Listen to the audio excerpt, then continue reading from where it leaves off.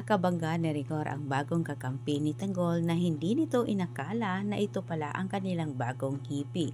Napahiya itong si Rigor ng lubos nang bigla namang iniharap sa kanila ang kanilang bagong hipi. Samantala, kahit wala pa nga ang resulta sa botohan, ngunit tilang nakikita na ni Tanggol na talo ang mga gerero sa kanya at ang nasabing pamilya ay magiging mahina ito.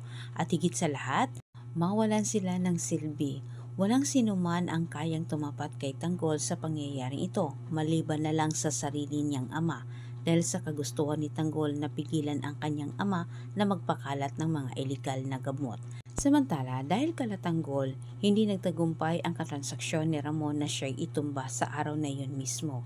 Mabilis ang mga kamay ni Ramon kahit hindi nagtagumpay ang kanyang kalaban, pero maya-maya nagsidatingan naman itong si Tanggol na ikinagulat ni Ramon. Sinamantala ni Tanggol ang pagkakataong iyon na kipagbakbakan itong si Ramon sa kanyang mga katransaksyon para makuha nila Tanggol ang pera at droga, tsaka nila iwan ang kanyang ama. Sa pangyayaring ito, mabisto na ni Ramon na sila Tanggol ang sumabotahe sa kanyang mga transaksyon. Kahit tangay man nila Tanggol ang droga, pero hinayaan lang sila ni Ramon na makuha ito. Dahil alam na ni Ramon na matunton pa rin niya kung saan sila magtatago ni Tanggol. Ang buong akala nila ni Tanggol ay tagumpay sila sa kanilang misyon. Ngunit, nasorpresa sila nang bigla namang nagsidatingan ang mga sasakyan ni Ramon.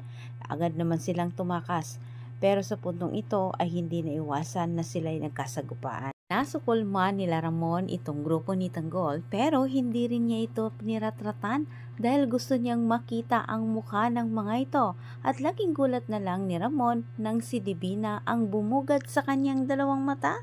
At higit sa lahat, ang pinakamasaklap, ang taong natamaan sa bala ni Ramon ay si Tanggol. Sa pangyayaring ito, nabisto na ni Ramon ang kababalaghang pinagagawa ni Tanggol sa kanyang ama. Antabayanan pa niyo ang susunod kong update.